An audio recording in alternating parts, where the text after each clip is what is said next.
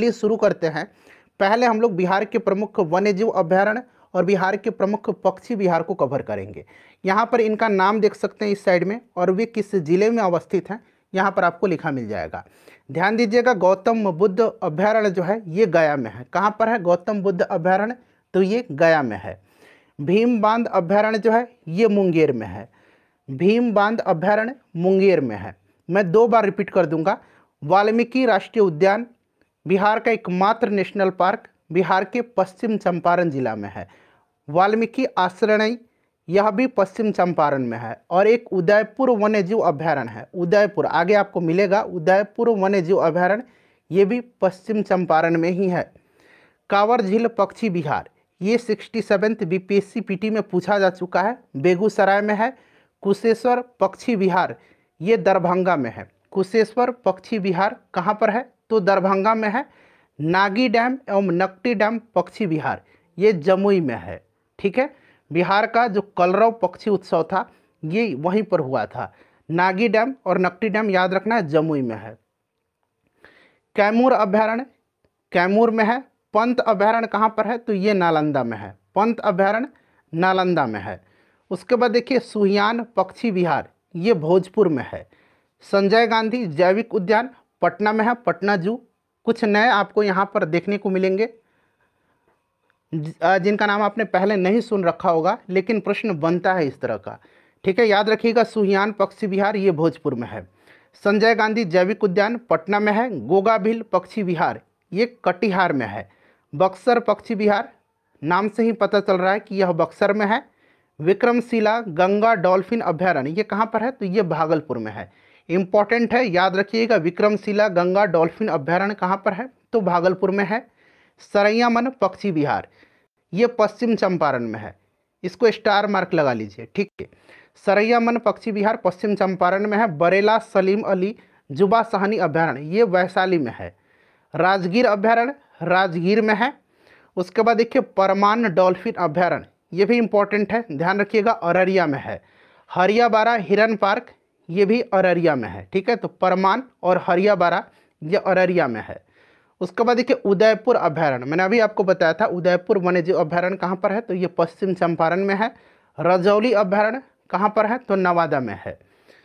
चलिए उसके बाद देखिए बिहार के प्रमुख जलप्रपात इनको कवर करेंगे अब हम। ककोलत जलप्रपात नवादा में है। अच्छा, दुर्गावती जलप्रपात कहाँ पर है? यहाँ पर मैंने क्वेश्चन मार्क रखा हुआ है, ये प्रश्न आपके लिए है।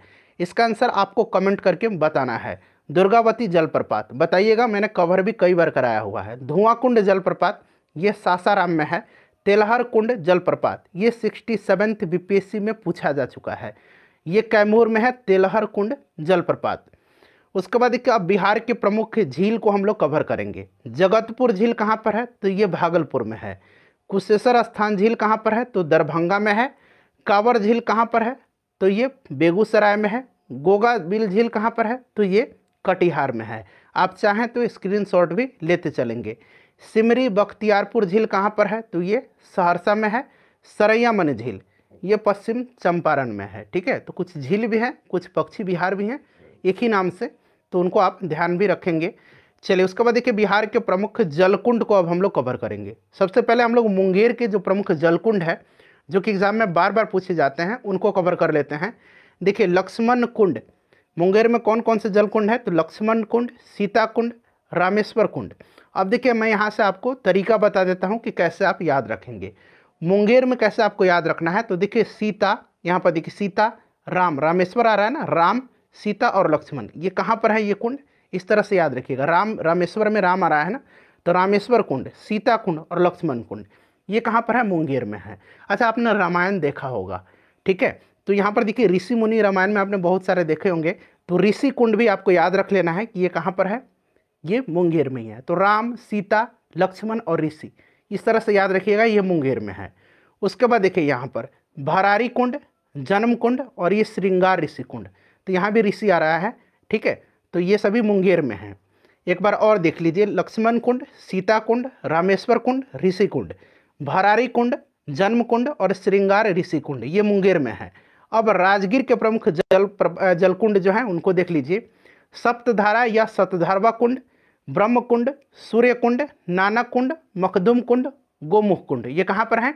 ये राजगीर में है। ठीक है, एक बार और देख लीजिएगा, सप्तधारा या सतधर्वा कुंड, उसके बाद ब्रह्म कुंड, सूर्य कुंड, नानक कुंड, मखदुम कुंड और गोमुख कुंड।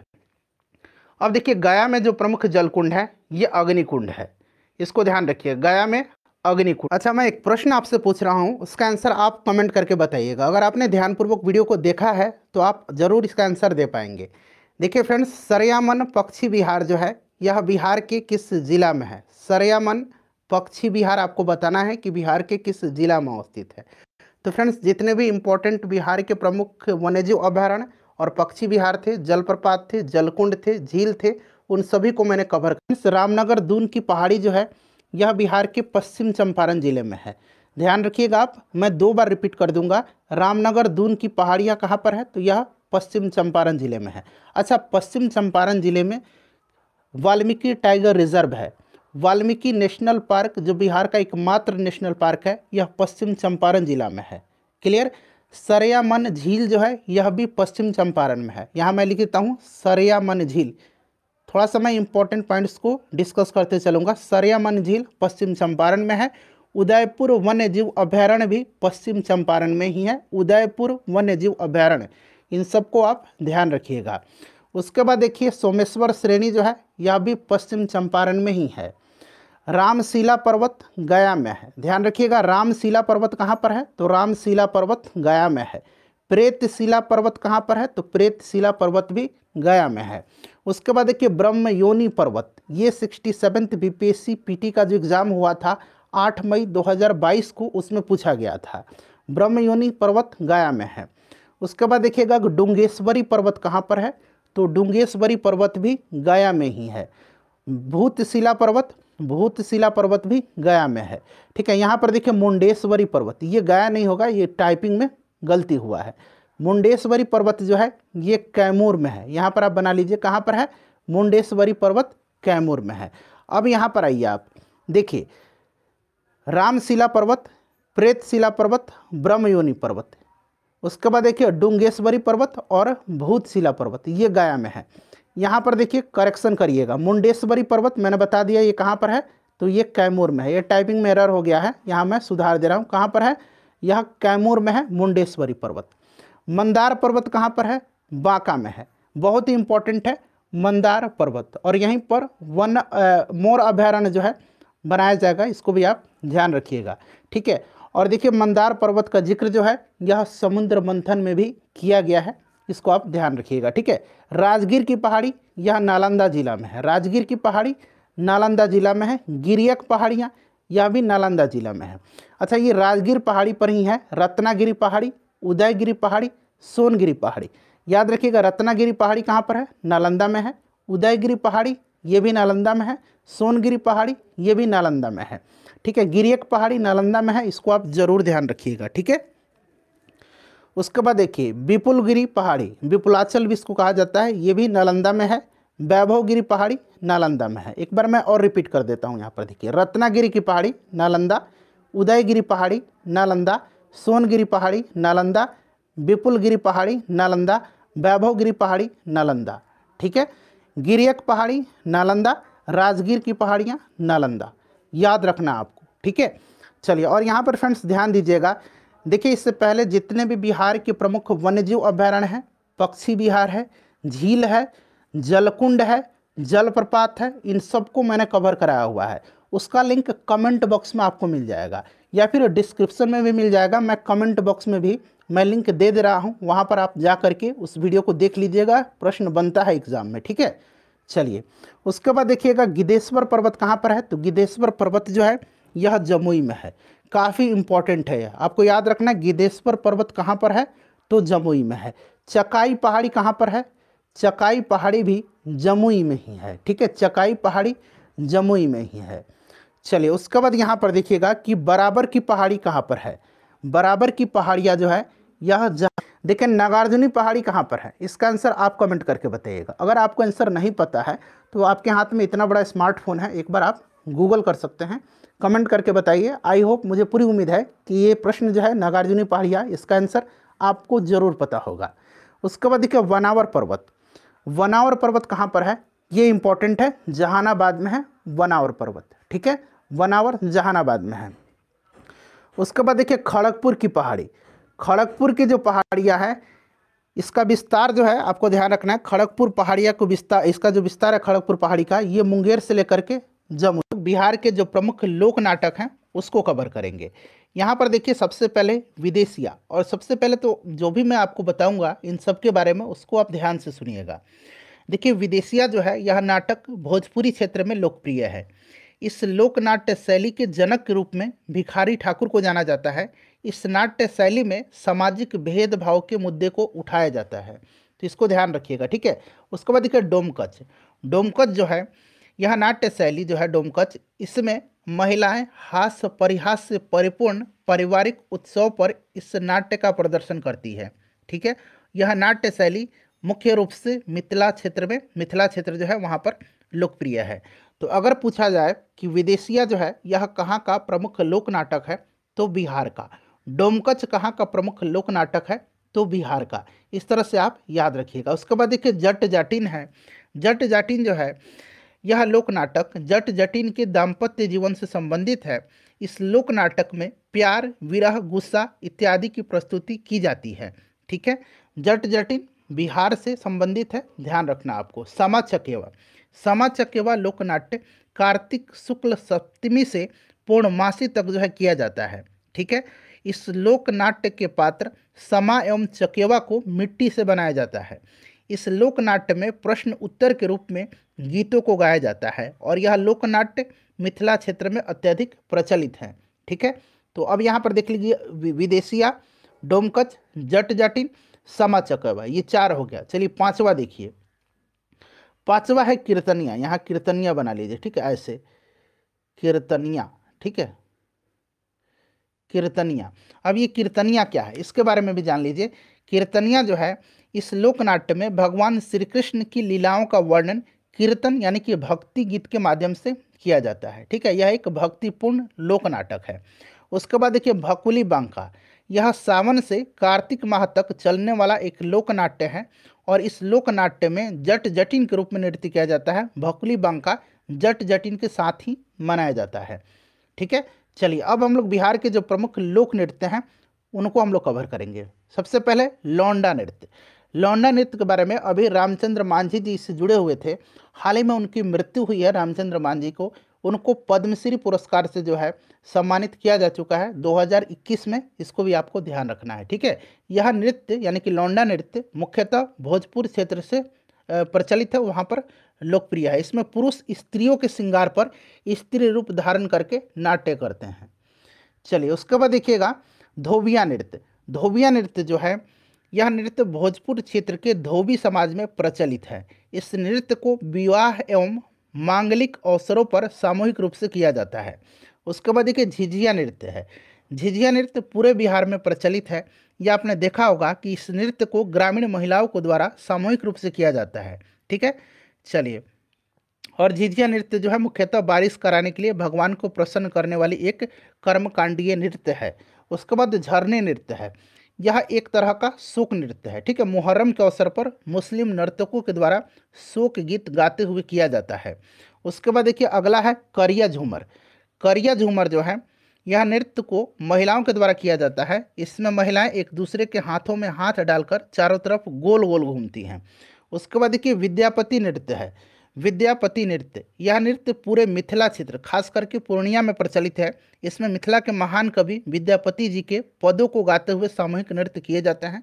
विद्यापति जी को मैथिल कोकिल भी कहा जाता है, इसको आप ध्यान रखिएगा। चलिए उसके बाद देखिए कटफोड़वा नृत्य। कटफोड़वा नृत्य जो है यह नृत्य विशेषकर पूर्व एवं पश्चिम चंपारण में प्रचलित है। इसमें लकड़ी और बांस की एक रंगीन जो है घोड़े जैसी आकृति तैयार कर नर्तक अपने कमर में बांध करके नृत्य करते हैं, ठीक है। कटफोड़वा नृत्य बचपन में आपने देखा होगा, जो लोग पश्चिम चंपारण और पूर्वी चंपारण जिले से हैं वो देखे होंगे, ठीक है। घोड़ा जैसे वे कमर में बांध लेते थे, हम लोग उसको दुलदुलवा घोड़ा कहते थे। चलिए उसके बाद देखिए अगला है छऊ नृत्य। छऊ नृत्य यह युद्ध भूमि से संबंधित नृत्य है।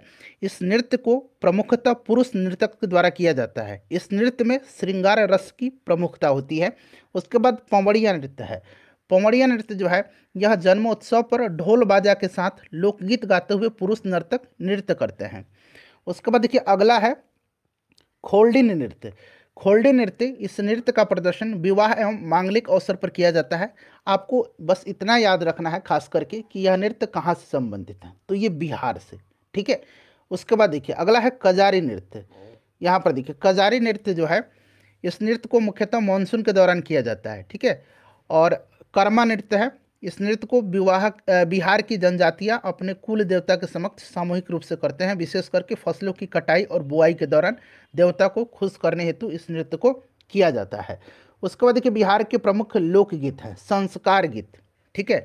संस्कार गीत जीवन के विभिन्न शुभ अवसरों पर गाया जाता है, जैसे कि विवाह, जनेऊ जो होता है, गौना होता है, इन सब पर यह गाए जाते हैं। उसके बाद देखिए पर्व गीत। पर्व गीत तो अपने राज्य में विभिन्न पर्व एवं त्यौहार के अवसर पर ये गीत गाए जाते हैं, जैसे कि दीपावली, होली, मधुश्रावणी, कृष्णाष्टमी, छठ, इन सब पर। उसके बाद देखिए अगला गीत है हमारा ऋतु गीत। ऋतु गीत राज्य में जो ऋतु हैं उनके अनुसार गाए जाने वाले गीत हैं, जैसे फगुआ, चतुर्मासा, चैता गीत। ठीक है। उसके बाद देखिए जातीय गीत, विभिन्न जातियों के द्वारा अपनी जाति संबंधित गाए जाने वाले यह गीत हैं। उसके बाद गाथा गीत है। गाथा गीत लोक गाथाओं पर आधारित गीत है। उसके बाद पेशा गीत है। पेशा गीत जो है यह राज्य के विभिन्न पेशे के लोग अपने कार्य करते समय ये गीत गाते हैं। जैसे आपने कभी धान की कटाई, आपने अगर गांव में रहते हैं तो आपने देखा होगा कि धान की कटाई के समय एक गीत वहाँ पर होता है। उसी समय बुआई जब होती है तो एक गीत वहाँ पर जो बुआई करने वाले जो किसान हैं वो गाते हैं। तो यही है पेशा गीत। उसके बाद चलिए अगला प्रश्न है, जो लोग मिट्टी से जुड़े हुए हैं उनको अच्छी तरीके से ये सभी पता होंगे। उसके बाद देखिए लगनी राग। अब जो प्रमुख राग हैं उनको देख लेते हैं। लगनी राग उत्तर बिहार में मुख्यतः मिथिला क्षेत्र में विवाह के अवसर पर लगनी राग जो है गाया जाता है। इस राग की रचना महाकवि विद्यापति ने किया था। लगनी राग याद रखना आपको। ठीक है। उसके बाद नचारी है। इस राग की रचना का भी श्रेय विद्यापति को ही दिया जाता है और इस राग में प्रार्थना गीत गाए जाते हैं। यह राग मिथिला क्षेत्र में प्रचलित है। उसके बाद है चैता राग। चैता राग जो है, इस राग में चैत महीने में गीत गाए जाते हैं और यह राग मुख्यतः रोहतास, पटना, बक्सर, भोजपुर इन सब जिलों में प्रसिद्ध है। उसके बाद फाग राग है। इस राग में होली के अवसर पर गीत गाए जाते हैं। बिहार एवं पूर्वी उत्तर प्रदेश में यह राग प्रचलित है। ठीक है। और बेतिया के निवासी नवल किशोर सिंह इस राग के रचयिता हैं, इसको भी ध्यान रखिएगा। उसके बाद अगला है हमारा पूर्वी राग। पूर्वी राग, इस राग को गीतों के माध्यम से पति वियोग में रहने वाली नारियां अपने दर्द एवं वियोग का वर्णन करती हैं। इस राग का प्रादुर्भाव बिहार के सारण जिले में हुआ था। अब बिहार के जो प्रमुख चित्रकला हैं उनको देखते हैं। तो सबसे पहले तो फ्रेंड्स आपको पता है मधुबनी पेंटिंग। ठीक है। मधुबनी चित्रकला, मधुबनी चित्रकला को ही मिथिला चित्रकला भी कहा जाता है और यह जो चित्रकला है इससे महिलाओं की चित्रशैली के रूप में जाना जाता है। ठीक है। और मधुबनी चित्रकला की शैली की चित्रकार श्रीमती, यहाँ मैं लिखता हूँ, श्रीमती बउआ देवी को, श्रीमती बउआ देवी को 2017 में पद्मश्री पुरस्कार दिया गया था। तो ये आपका मधुबनी चित्रकला होगा। पटना कलम शैली, इसको जो है इंडो ब्रिटिश शैली कहा जाता है और पटना कलम शैली को पुरुषों की चित्र शैली भी कहा जाता है। इस शैली के अंतिम प्रसिद्ध चित्रकार थे ईश्वरी प्रसाद। ठीक है, ध्यान रखिएगा। चलिए उसके बाद मंजूषा चित्र शैली है। मंजूषा चित्र शैली जो है यह मुख्यतः भागलपुर के आसपास में प्रसिद्ध है। मंजूषा चित्रकला मुख्यतः बिहुला बिसहरी की लोक गाथाओं पर आधारित है। ठीक है, इसको ध्यान रखिएगा। श्रीमती चक्रवर्ती देवी इस शैली की विख्यात कलाकार हैं। उसके बाद देखिए सांझी कला शैली। सांझी कला शैली उत्तर प्रदेश के ब्रज क्षेत्र की प्रचलित चित्रकला शैली है। ब्रज के अलावा पटना और उसके आसपास में भी यानी कि बिहार में भी ये कुछ ना कुछ प्रचलित हैं। ठीक है, इस शैली में चटक रंगों का प्रयोग किया जाता है। चलिए उसके बाद बिहार के जो प्रमुख मेले हैं उनको देख लेते हैं, ये बहुत ही इंपॉर्टेंट हैं। सबसे पहले देखिए सिंहेश्वर मेला। सिंहेश्वर मेला जो है इसका आयोजन मधेपुरा में होता है शिवरात्रि के दिन। ठीक है, तो ये सिंहेश्वर मेला। उसके बाद सोनपुर पशु मेला सोनपुर में होता है कार्तिक पूर्णिमा के दिन। क्लियर। और इस मेले को हरिहर क्षेत्र का मेला भी कहा जाता है। यह मेला गंगा गंडक के संगम पर आयोजित किया जाता है। और अभी तेजस्वी प्रसाद यादव के द्वारा जो है इसका उद्घाटन भी किया गया था। सौराठ मेला बहुत ही इंपॉर्टेंट है। सौराठ मेला, इसका आयोजन मधुबनी में होता है। सौराठ मधुबनी में होता है। सामूहिक विवाह का आयोजन होता है, ठीक है, और दहेज रहित विवाह का उत्तम उदाहरण है यह मेला। उसके बाद पितृपक्ष मेला, गया में इसका आयोजन होता है, ठीक है। हिंदू धर्म के लोग अपने पूर्वजों की आत्मा की शांति एवं मोक्ष प्राप्ति हेतु फाल्गु नदी के तट पर पिंडदान करते हैं। उसके बाद बांसी मेला, इसका आयोजन बांका में होता है, ठीक है। बांसी मेला का आयोजन मकर संक्रांति के दिन बांका में होता है। उसके बाद देखिएगा मंदार मेला। मंदार मेला का आयोजन बांका में मंदार पर्वत पर होता है। मंदार पर्वत बांका में है, ध्यान रखिए।